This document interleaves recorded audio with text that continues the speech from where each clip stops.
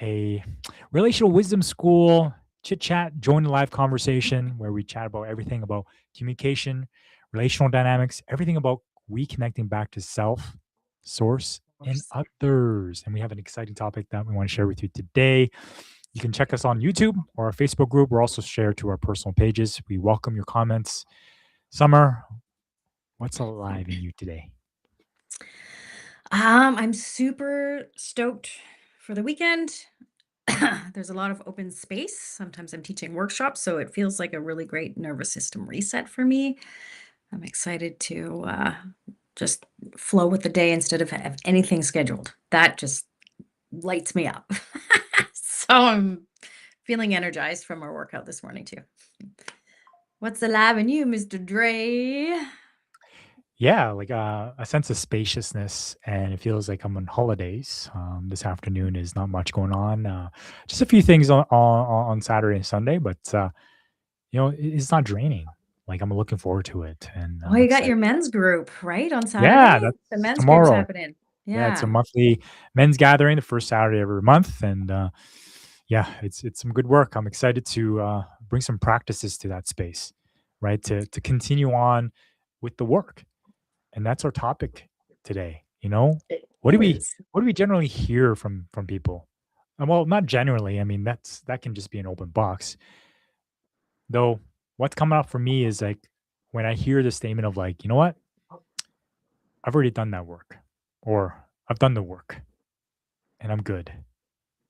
And in my nervous system, I feel this like tightness and a judgment comes up that I have with this person because I don't believe that. And now I'm judging this person and I'm seeking clarity on what this person means about, yeah, I've already done that work.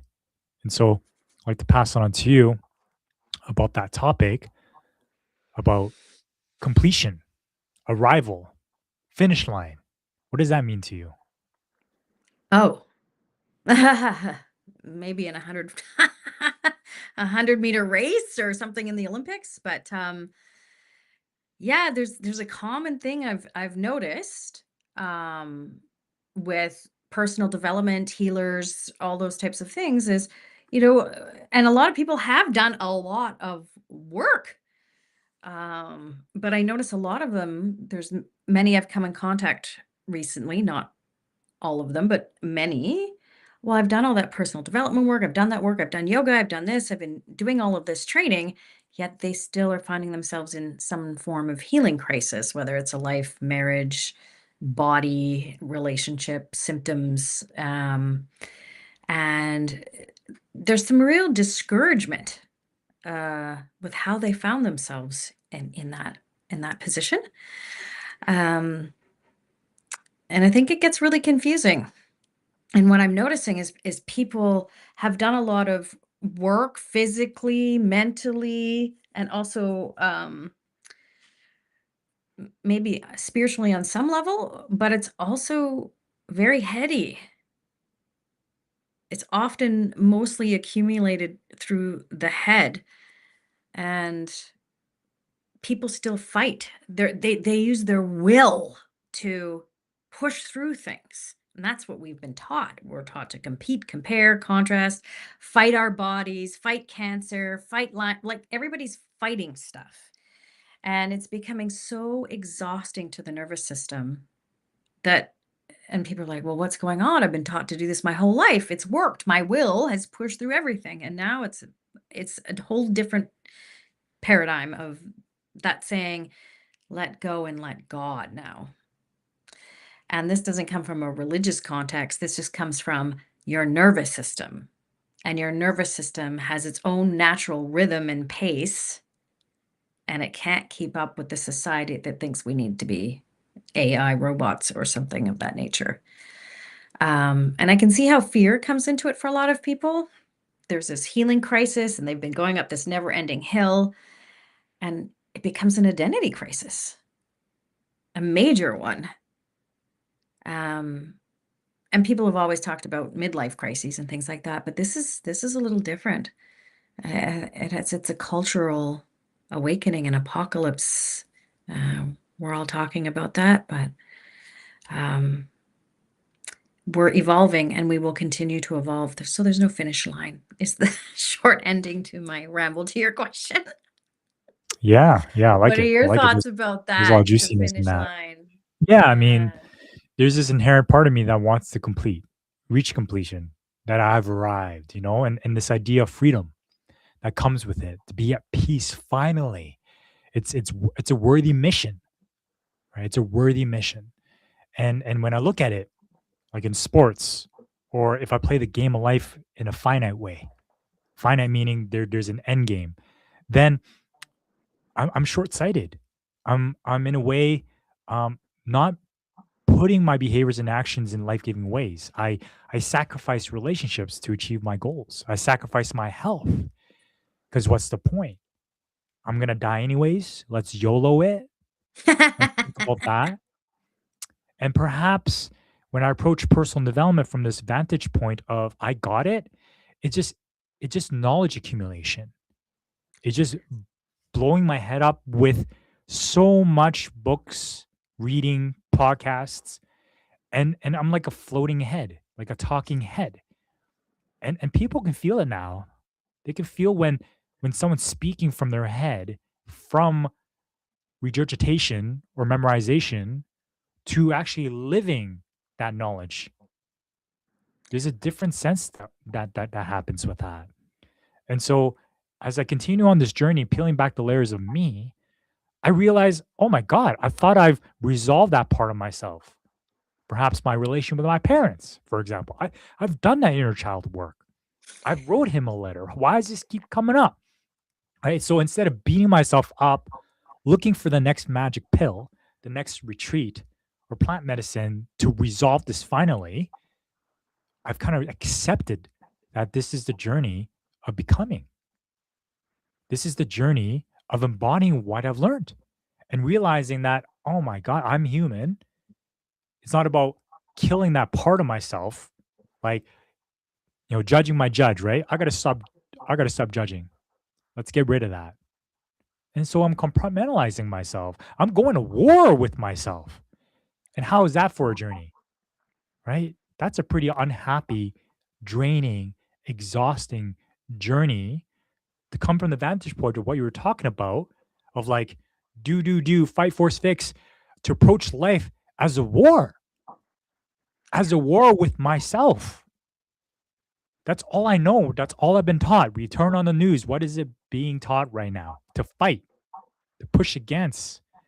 And man, does it ever lead to exhaustion and disease and unhappiness?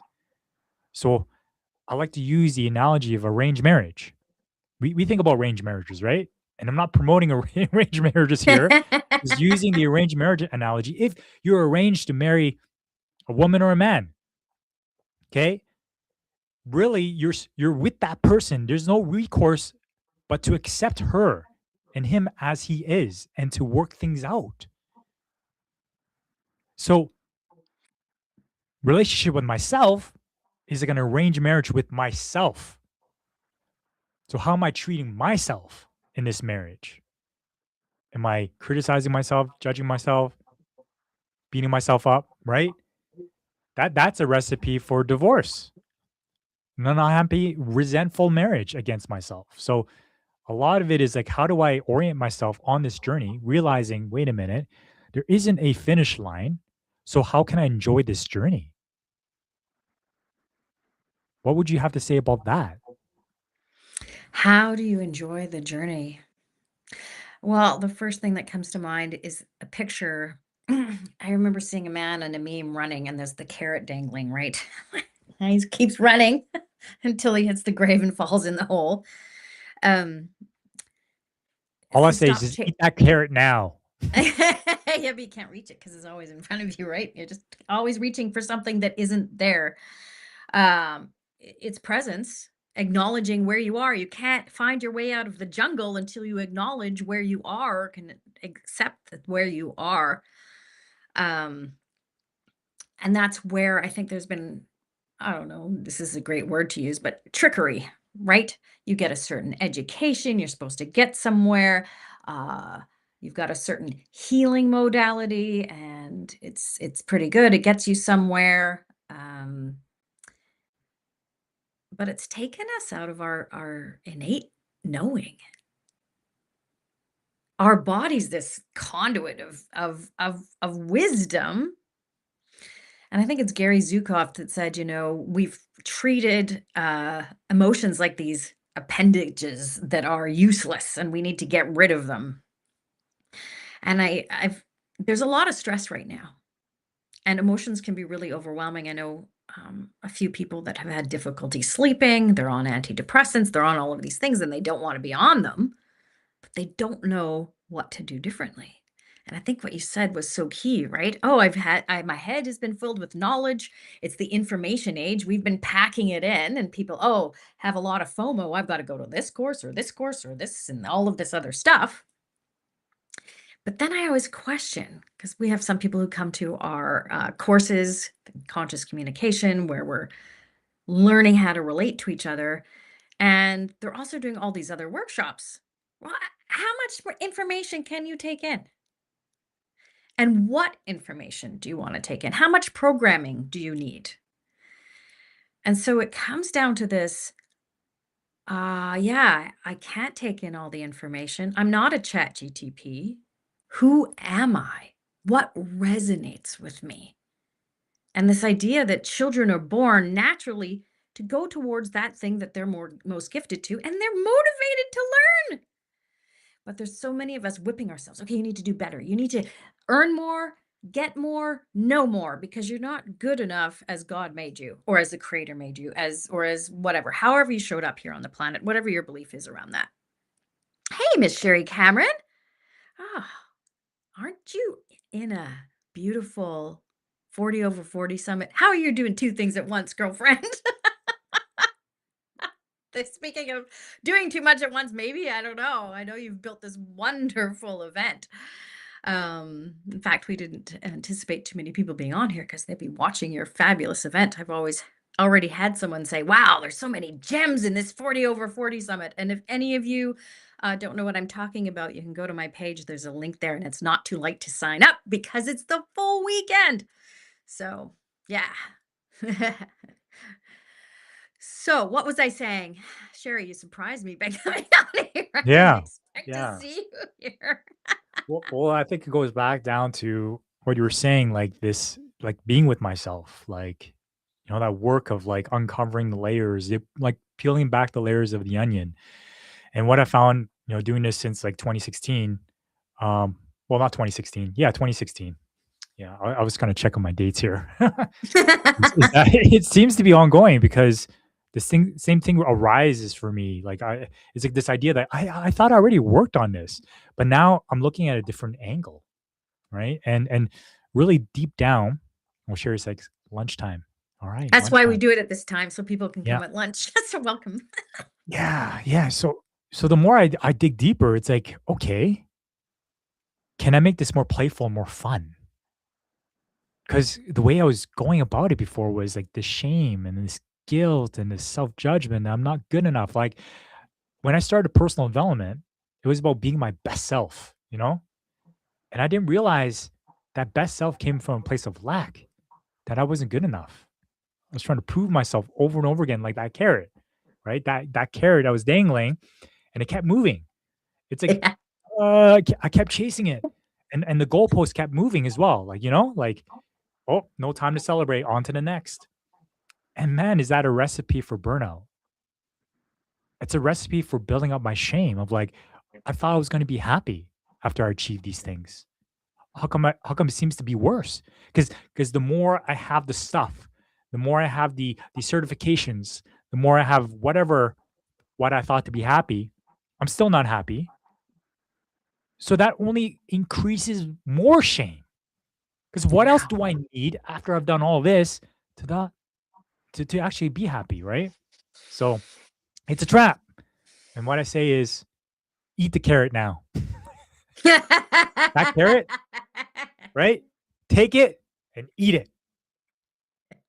I'm inviting you to eat the carrot now. What I mean by that is eating the carrot of self acceptance, eating the carrot of self love, and self respect. And it's easy to say. We see it all the time, you know, tips and tricks. Just love yourself, man. Just love yourself. And when I go from the head of like, what does it mean to love myself?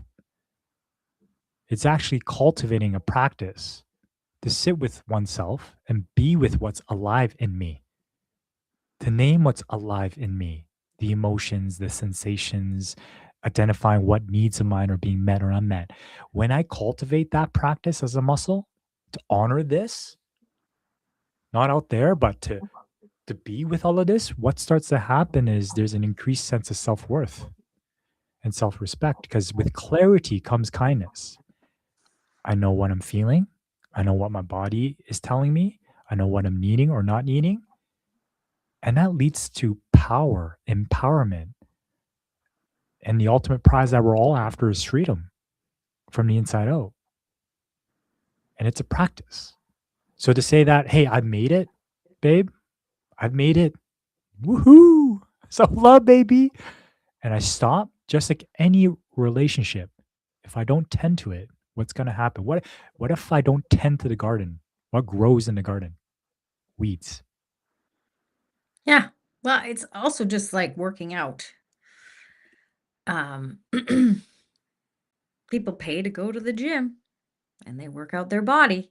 Or they might do the New Year's thing and then do it for a couple of weeks and then not do it. There's also that.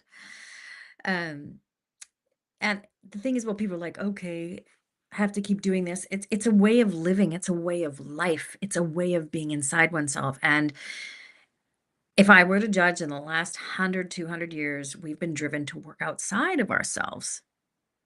Okay, I got to go to a doctor for this. I got to go outside for this. I got to do this. I got to get money. I've got to get all of these things to fulfill myself. And actually, I just had a client the other day was talking to me and she says, I actually went away. I left the country thinking I could leave all of my issues and whatever left behind me. And I've done that. I've moved different places, right? And it's like, oh, it kind of follows you wherever you go. There, wherever you are, there you go. Or what's the saying? There you go, wherever you are. Anyway, whatever. How does that go? There you are. Wherever you go, there you are. Yes. Yes. You cannot move physically or in your head, think you're way out of something you felt your way into. I say that a lot. Um, People believe they need to fight for or fight against something. It's like ingrained in our world that comes out of world wars and division, so outside of ourselves, so inside of ourselves. If we believe that some political party is divisive and we're choosing one over the other, there's a mirror inside of ourselves about some part of ourselves that we are not honoring and accepting. And a lot of people are always trying to fix something outside of themselves, whether it's through medication, through education, through something else, versus understanding what inner resonant truth means. Which is like, what am I most attracted to? Young kids know that. Oh, I love this. I'm so motivated to learn this. This is so exciting. This is so enlivening. And somehow it's beaten out of us. We have to make more money. We have to become the doctor or the lawyer, whatever someone else told us about. And then we get it, like you said, exhaustion, burnout, adrenal fatigue. There's so many people who are fried. They're not enjoying life. And so, what is self leadership?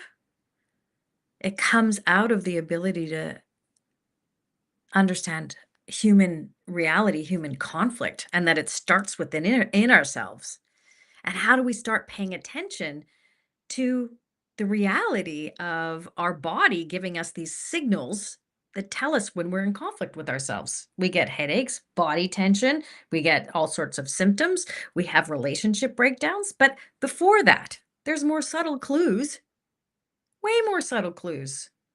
How have we not been taught to pay attention to the more subtle clues? Oh, someone just said something and my shoulder's a little bit tense here. We've been taught to ignore every single clue that we're given that something is not in alignment with who we are. I don't know where that started, but I know it's already started for people recognizing that they no longer wanna be in that paradigm. We're shifting, and we're shifting really fast out of it. It's, what they call in the Bible apocalypse, but it comes from the Greek, which actually means the unveiling of truth in times of falsehood. How have I falsely identified with things outside of myself and given my power away? And why not just eat the carrot, as you say now? Mhm. Eat what I know to be true and start to gain information about how I can trust my inner compass. Because everything out there with the AI, all the pictures, people are like, oh my God, so and so, this leader, he had this picture and his ring disappeared on his finger, and it's all AI glitchy stuff. You can't rely on shit outside yourself anymore. News has never been overly reliable. There's a lot of propaganda in it, but now you Mm, throw AI in the mix. Mm-mm.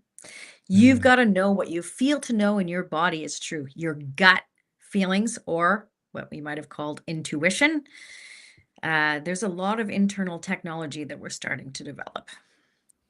mhm. And it's awesome. You know, it frees up so much energy, right? When I start to get to know myself, then I start being kind to myself because things start to make sense. There starts to come a natural compassion and grace that I offer myself and patience. It's like signing a peace treaty with myself, you know? Yeah, being okay with where I'm at. And it's this idea of like the middle path, there's a knowing that I'm perfect as I am. And there's also a desire to grow and expand and learn. And it's both. How do I approach two of these orientations with grace, with ease? And there's always a check-in with myself, right? And as I build this muscle, right, it grows, it gets stronger, like the gym. And if I stop going to gym, what's going to happen to my muscles? I'm going to atrophy. The weeds are going to grow back in.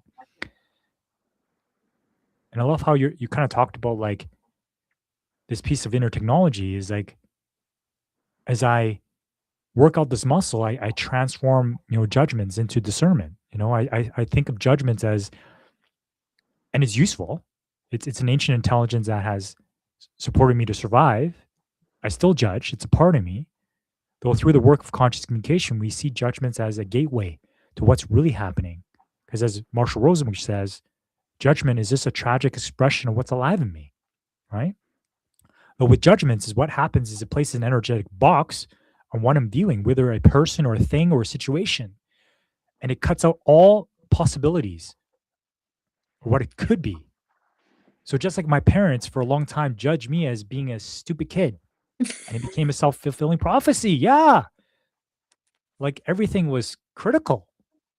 And that was kind of like a mirror for them. And I saw it playing out. I'm like actually a bright person. But for a long time, I didn't think I was smart for a long time. And I was an energetic box. No matter what I did wasn't good enough. There was always something wrong. Right. So how do we transform this judgment is when we tune into what's alive. Like judgment is fixed, is static. It's not alive, like still water. And it creates disease when it's not being moved. Discernment is like, what is happening here? Right? What works? What doesn't? What matters to me? Tuning into the feelings and need. It's like keeping the thinking alive rather than freezing it. Yeah. Well, it boils down to relationship, isn't it? What is happening in the moment as I approach this situation, this disease, my body, this other person, even source, God? What's my relationship? A lot of religions tend to be punishing. Oh, if you're not a good boy or girl, you're going to go somewhere not nice, is it? So look outside yourself for someone to tell you the good and the bad things to do. That's still deeply ingrained in my women's groups. Man, it's still lurking underneath everything. That teaching has been around for hundreds of years, and it's kind of tricky to shake. It's still in our family systems in some ways as well. So I don't know where I'm going with that, but self leadership to me is also self healing, you know? Leadership to me doesn't mean burning out and going in for 12 hours a day and working for a corporate entity that may collapse at some point, and then I end up with a lot of money and no health.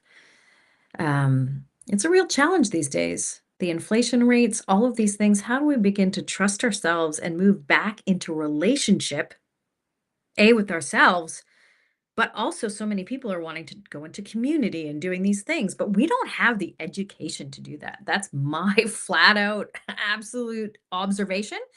People get land, they get opportunities, they do this thing, but I know a number of people who are in work environments that are extremely toxic, extremely chaotic, or they're trying to build communities. And even in Michael Tellinger's books in Ubuntu, communities don't last because people don't understand their own personality quirks, their own human design, their own saboteurs, their own internal parts that get in conflict with others. And they don't see it as this great opportunity, like you said, to grow and to evolve.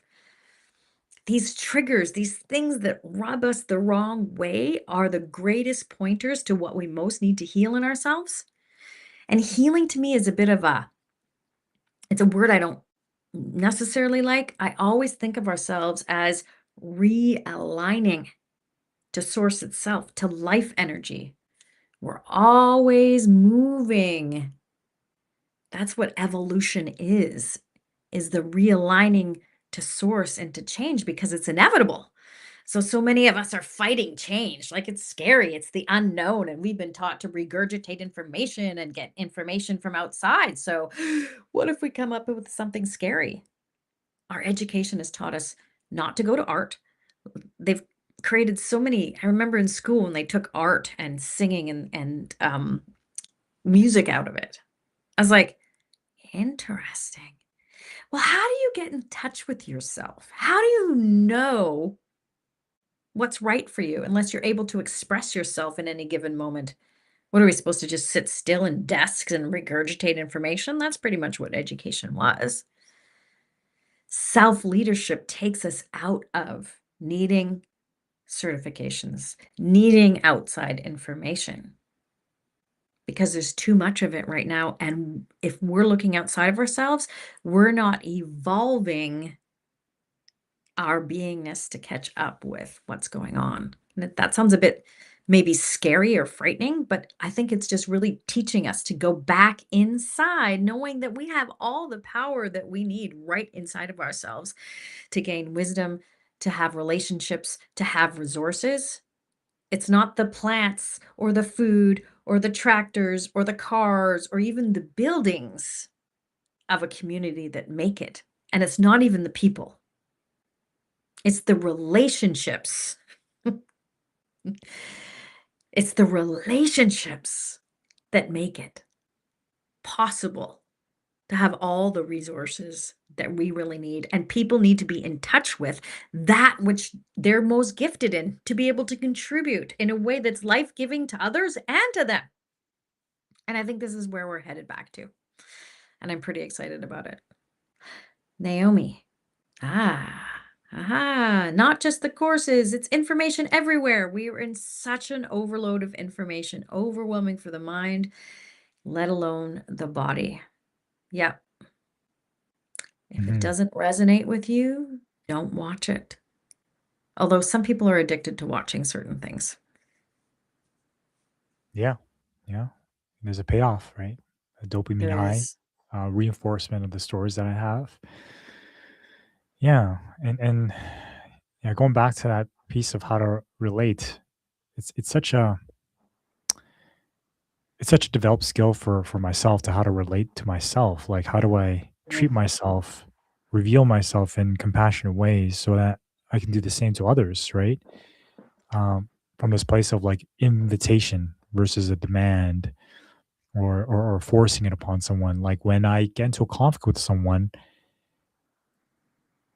if there is this understanding that we both co-created this and that we take ownership of our part in it, man, it creates so much safety because we get to co-create together and get clear on what shared reality are we living in at the moment. and that there's a part of me that's in pain and it's hurt, wants to inflict pain on hurt on you so that you get to understand what I'm going through. It just wants to be met, Mm. right? So when I'm triggered or activated, it takes over, and I gotta know how to regulate, co-regulate, get myself back into a calm, grounded state, or someone has the capacity to hold me in that way so that I'm met. And once I'm met, once I'm heard, seen, I'm not as violent anymore. I'm not as hostile anymore. Right. So the big problems of the world is the saboteurs are fighting against each other. It's hostility versus hostility. There's no 2 years and 1 month. It's two mouths in 1 year, maybe 0 years. Right. So it's I'm not like, following you with the years thing. yeah, well, I You mean, two lost two me. years, 1 month means listen more instead of Oh, talking, oh, right? But nowadays everybody's just talking over each other and not hearing each other, right? And once I'm defensive, my ears shut down. Like I can't hear. So how do we no. cultivate a space where we can actually start hearing each other, hearing Yeah. what's alive? Well, what's the show we watched recently of that prison? It was quite a It's brilliant the work. Yeah, The it's called the Work. work. Yeah, it's Mhm. they're bringing men's work um, into a maximum security prison in California. Yeah, it was really a beautiful, demonstration of how some of the inmates in this maximum security prison would actually work with people outside of the prison. Um, because we're in these normal lives that actually act like a prison. It's very much the similar thing. I would encourage you to watch it. Um, how we're really enslaved to all these mental emotional patterns and we're just trying to look normal and not like, and how it's just such a trap. Um,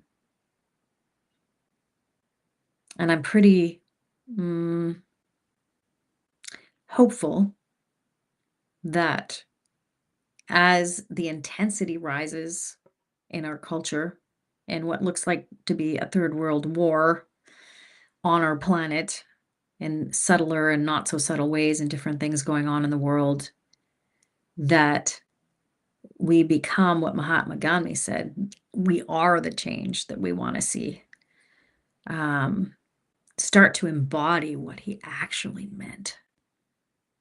If we're kinder, and that starts with ourselves, kinder to ourselves. And of course, people are like, oh, self love, just love yourself, be kind to yourself, blah, blah, blah.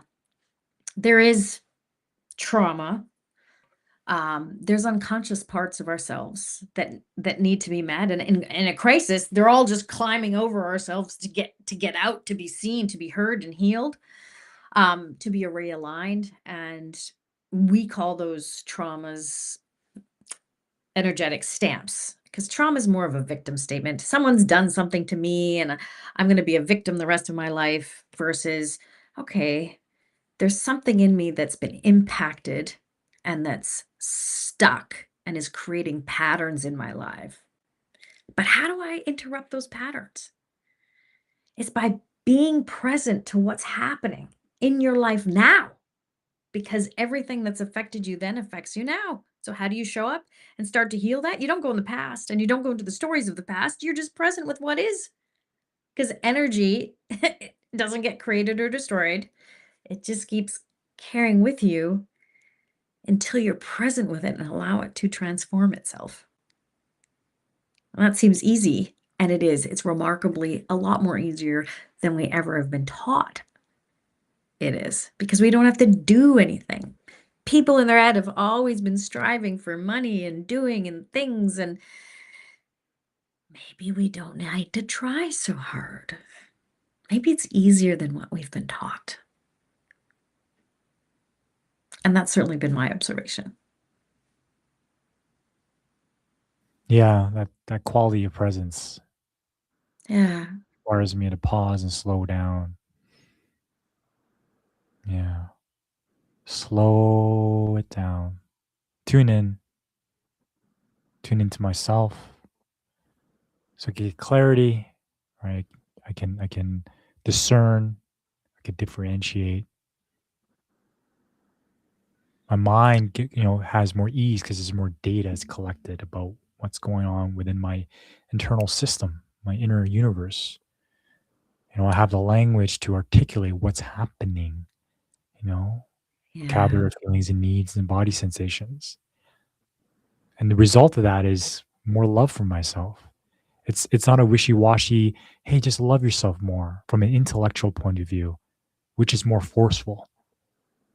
Hey, you're not loving yourself, so I'm judging myself for not loving myself. That love happens naturally as a practice as I get to know more of me. And when I get to know more of me, when I continue to work, to heal, to grow, here's the thing, growth, right? Because I can get stuck in this perpetual state of healing, Yeah. thinking that I've moved my life forward, but I'm like tending to my wounded parts of myself all the time, and I have no capacity to achieve my purpose in life. So I need to balance that with edge work. I need to take action with that knowledge and that wisdom. And when I take action on the journey, how am I treating myself? Am I still cracking the whip and the carrots in front of me? We know that doesn't work where our system is totally optimized for that, right? That model, that system comes with the price of our health, our relationships, our sanity. It gets Yeah. results at a price. Well, temporary Short term, results. short Yeah, term short term. results. Yeah. Right? It's moving away from this finite game to an infinite game. How can I Mhm. stay in the game for as long as I can while I'm still here? Yeah. Without burning Yeah. all my resources and relationships along the way. Yeah. It's the self-harm that we're always inflicting upon ourselves. Whether it's, "Okay, I need to lose some weight, and I'm gonna, Mhm. restrict my diet or do this and do that." It comes with, "Well, I'm not good enough right now. I have to fix myself." And then we're continually forcing ourselves, restricting, doing it's inevitable that eventually we'll wanna, like, gorge if we're restricting ourselves. If we're told to eat certain things, we won't end up liking it. It all comes back to, how does this make me feel energetically?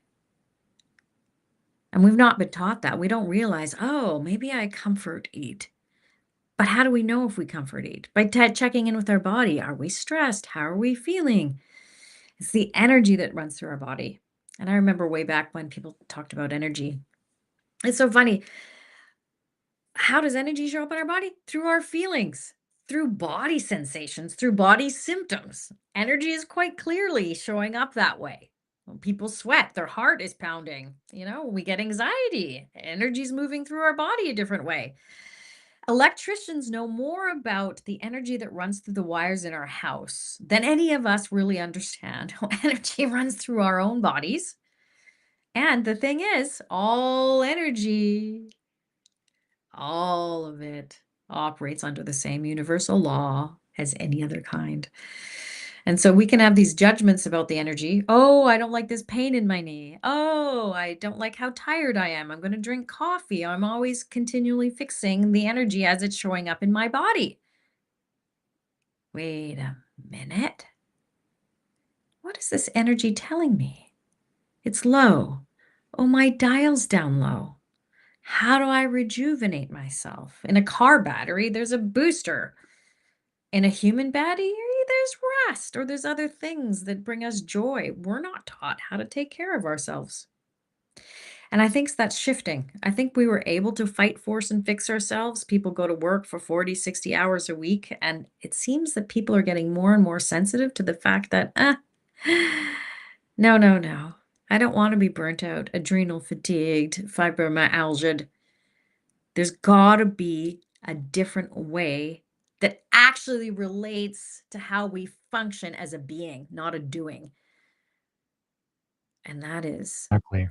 presence Yeah. in our bodies.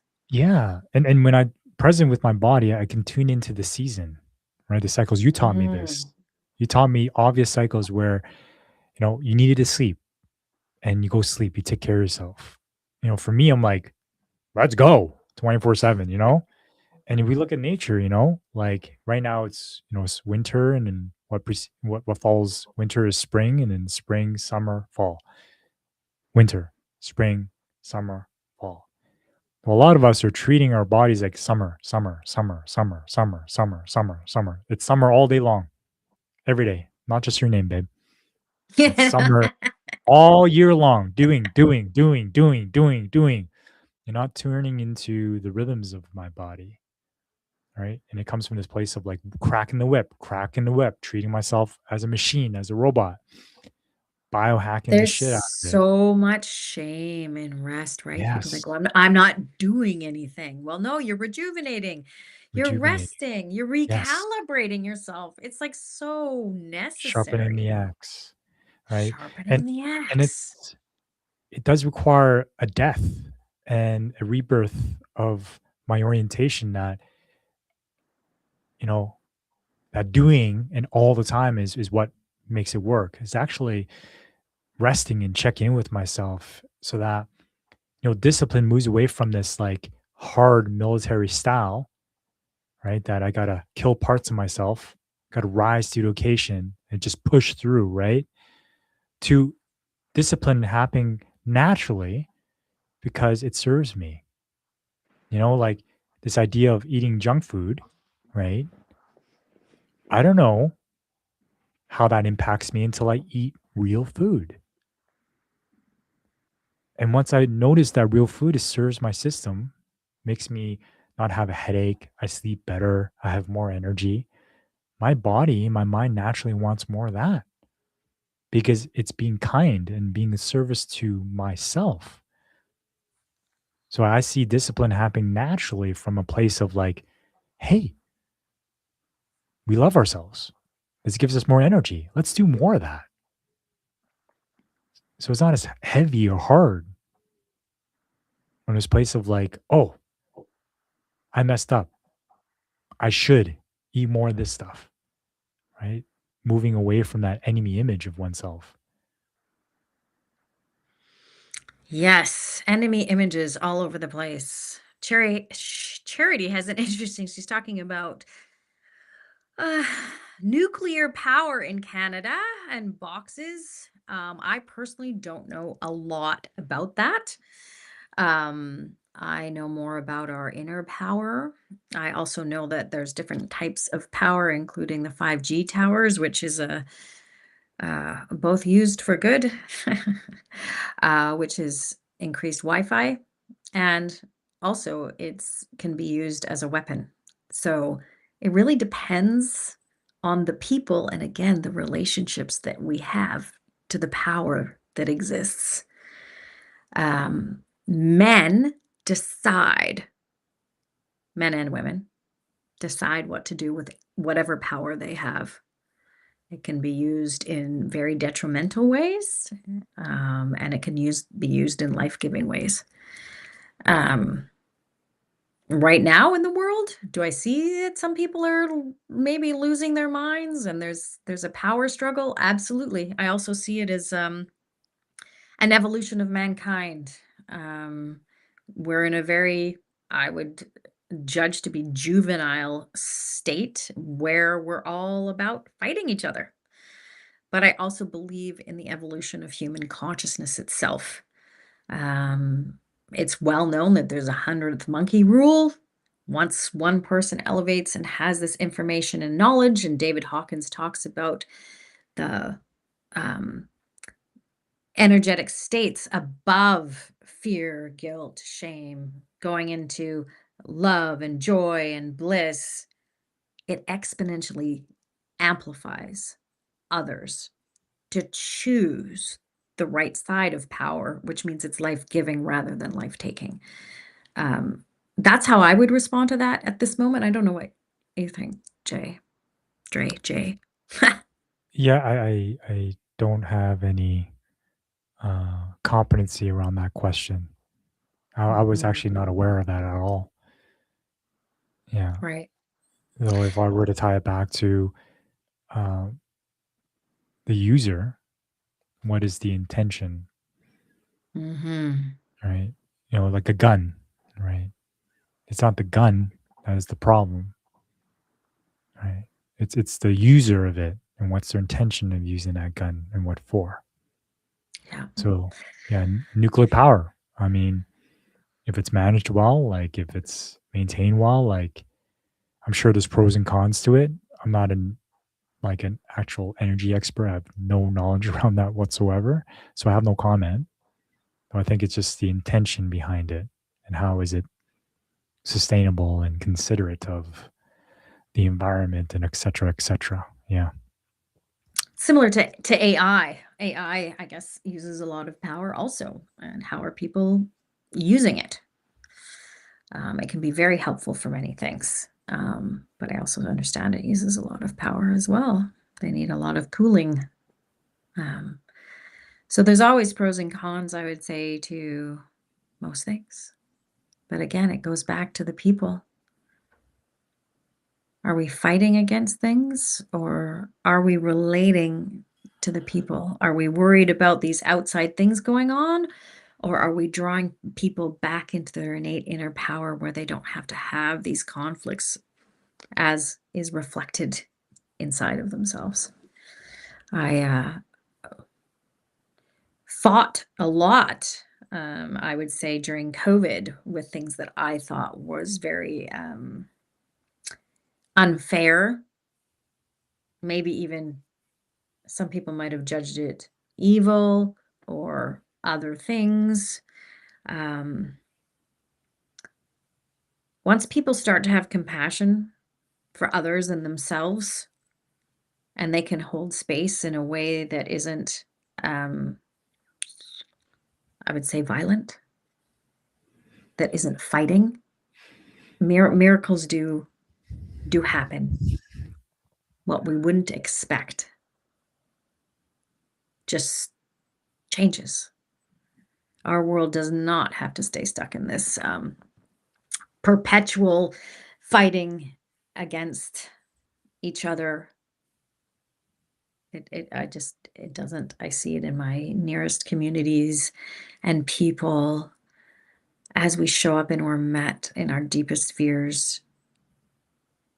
It just dissolves and people have no more desire to fight because I don't believe it's our true nature. That's where I Yeah, come it's from. it's hard to meet our fear. That's my invitation with that question is if there's fear Yeah. rising in me, it's like what's that fear about? Let's treat that fear as data and information, an ally to do my work. Because if I approach people with fear, it's going to elicit more fear in others. I want to control. My hypervigilance comes out. I'm anxious. I'm stressed. I'm angry. It's like, okay, how do I approach this situation with like curiosity, openness, for dialogue to flow, to get clear on what our needs are and how we can meet each other in that? Because this reaction only creates more reaction from the people around me. And so this goes back to self leadership. It goes back to, do I have a space where I'm continually working on myself? If I go to the gym and look outside to work on my health, my physical health, where am I doing that for my emotional and mental health? Right. And I love the saying that, the goal of mental health is just to have more good days and bad. I'm all of it. Right. So how do I show up in the world with more kindness and more compassion? And that requires me to lead myself first and foremost, to know myself, know thyself. And once I get into this arena of like, I'm complete, I've arrived, I don't need to do any more work, I get in trouble because those parts of me, they're still there. There's no way for me to kill them off. The only way for me to reach freedom for myself and sovereignty is integration, is to view them from a lens of compassion and grace so that I can show up in that way with the people around me. So it's moving away from giving my power away to someone, something to do my work. And if every man and woman, I go back to the statement, took responsibility for the thoughts, feelings, actions, and outcomes, we would have heaven on earth. It comes from this orientation of like, I'm responsible for how I feel and what I need, right? Though I also care for the impact I leave on you. So I'm not just a dick about it. Yeah. There's kindness. Kindness goes such a long way. It's a key ingredient. Yeah. And what I've learned most recently in my life is that clarity is kindness when we're left with confusion or secrecy. And that all comes about because English really is a colonial language. It's corporate, it's meant for organization and compartmentalization. And that's what we speak to each other. It's not a relational language, unfortunately. And this is where I believe there's a lot of unlearning to do. We're talking about everyone learning and going to different places and information overload. It's like, okay, what programming do you want? What channel are you going to tune into? It's really a choice that we make. And we've been encouraged to watch outside videos, Hollywood, and all these big bang up movies and whatever, versus no one's really been taught how to tune into their own images. We daydream. People use images all the time to outrun races as Olympic athletes, and some people are gifted with intuition, and people go to get their cards read.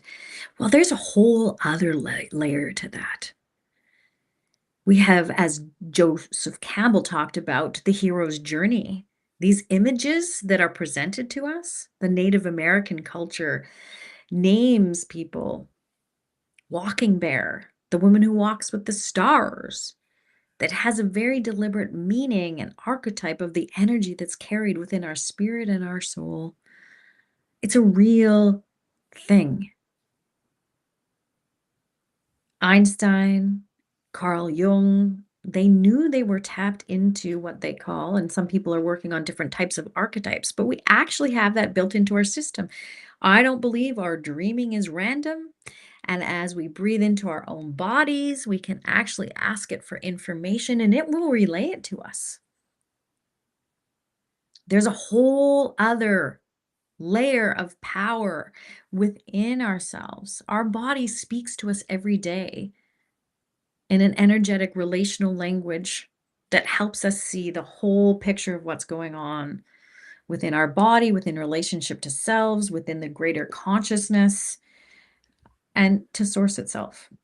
There's Mhm. an inner technology that has so much power to shift the world,